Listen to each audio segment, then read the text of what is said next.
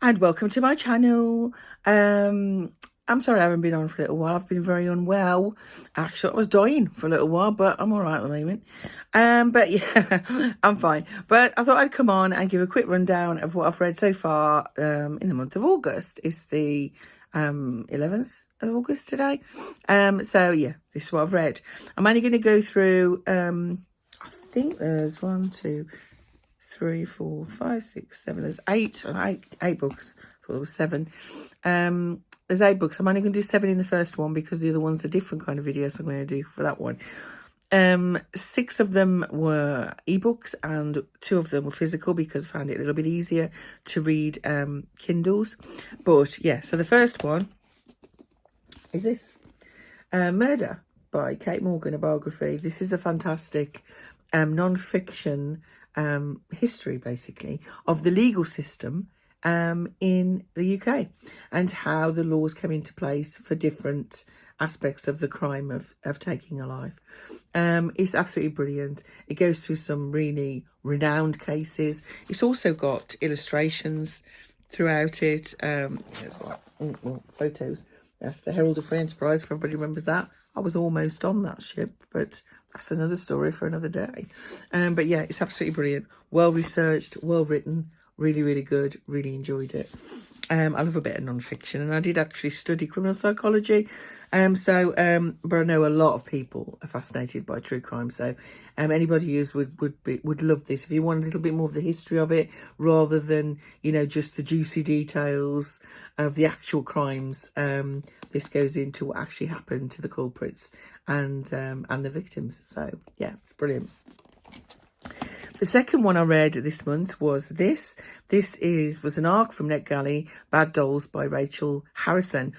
I actually recently read Such Sharp Teeth by Rachel Harrison, which was my first book by her, even though I've got Cackle, which is on my October TBR.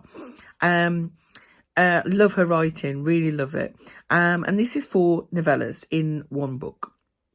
So the first story is about a woman who finds a magic 8-ball and uses it to make all the decisions in her life and becomes a little bit reliant. The second story is about a bachelorette party.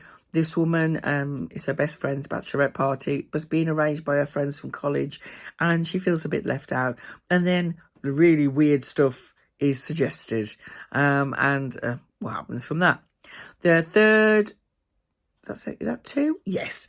The third story is about a dieting app that 2 friends decide to do that turns one person down a very, very dark path. And the fourth story is about a creepy doll, hence the title. It's all about female friendship, body image, heartbreak, grief. It's just really, really, really well written, really easy to read, very short novellas. They're all about, I don't know, 120 pages each, maybe.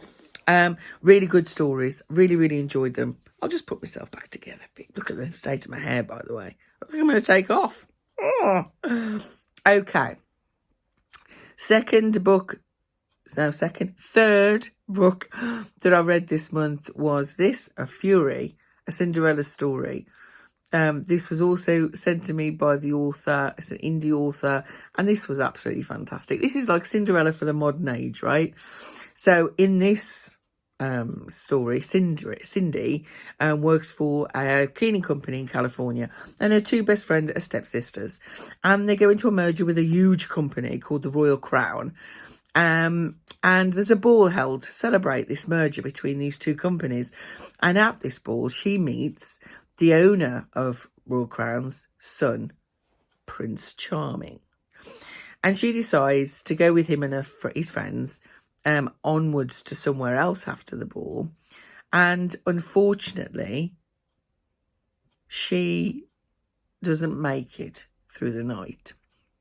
And they are terrified that they're going to be arrested, so they cover the crime up. And they wander into the office on Monday, and she's there.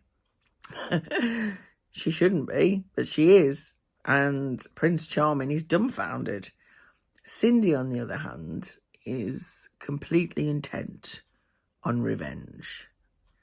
It's a fantastic tale of revenge and retribution It's very gory, it's quite gruesome. The body horror is quite explicit, just to be warned. But it's such a fantastically funny, dark horror. It's basically a horror comedy. It's absolutely brilliant.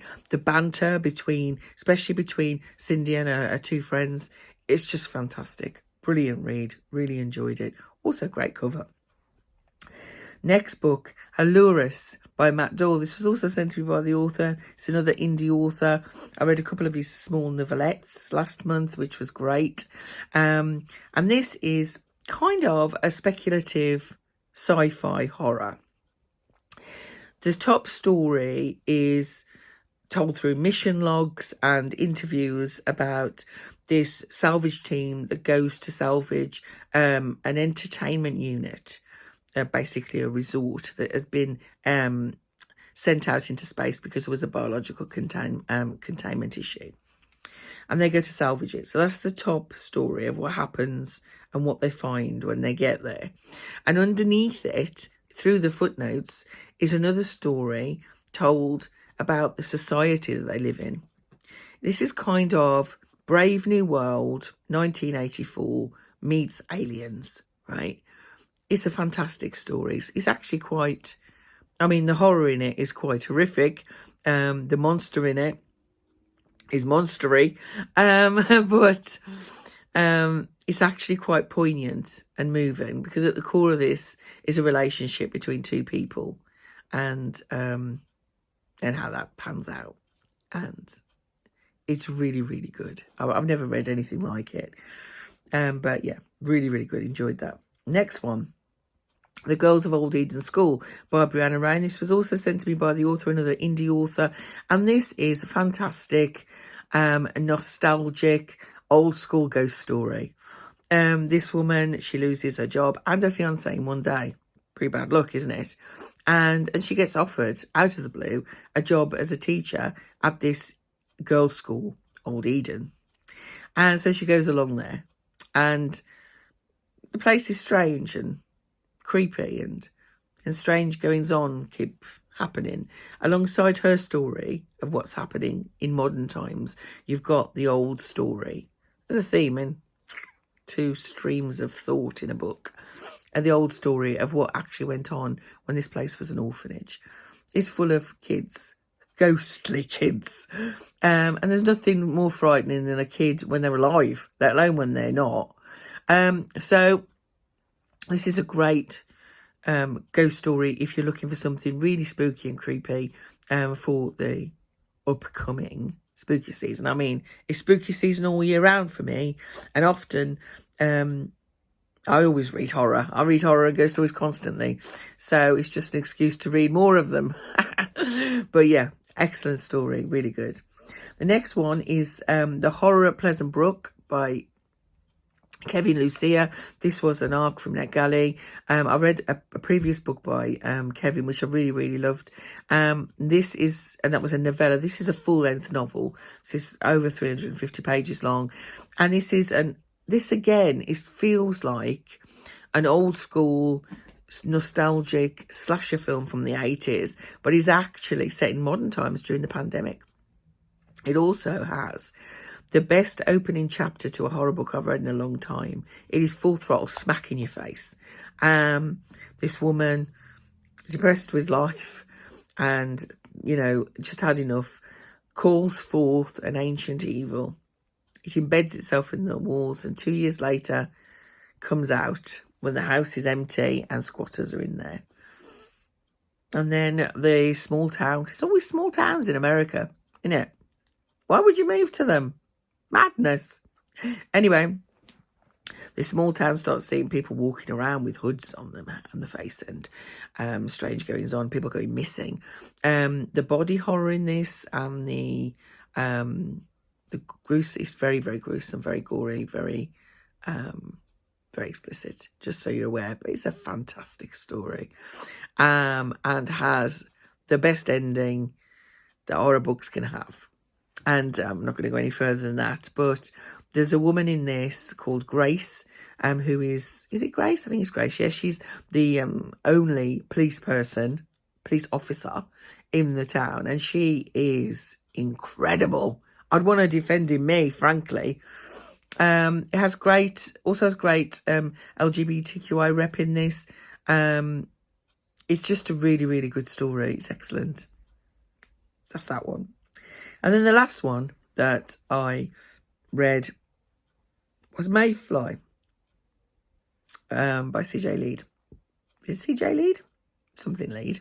Anyway, this is often said to be a feminist take on American Psycho, and to a degree it is. I mean, she's certainly a psychopath and she's certainly deranged, but it does, as I've thought about it, I enjoyed the story. The first third of the book is basically everything's her point of view, but it's kind of her story of where she is in life. And she desperately wants to be an intellectual. And it sometimes comes across a little bit clever, or trying too hard to be clever. But the story itself is fine. I mean, it's gory, it's gruesome, it's explicit, especially when I say explicit, you know what I mean? Right. I can't say that word on video, but I enjoyed it. It was a good couple of hours, but I think it tried a little bit. It was a bit of a try hard. You know, it tried a bit too hard to be as it was, which was a shame, really. But I didn't like any of the characters, which was great. They were all hateful. So that was good. But anyway, yeah, so that's what I've read so far this month, mainly when I've been resting, trying to get better. And yeah, so I hope you're all well. Hope you're all having a good weekend. It's raining in Devon, but very hot. It's not right, is it? Shouldn't have heat. There shouldn't be heat, right? Why is there heat when there's rain? Freaky. Anyway, until next time, my friends, please like and subscribe if you like what I'm talking about. Otherwise, have a beautiful day. Bye.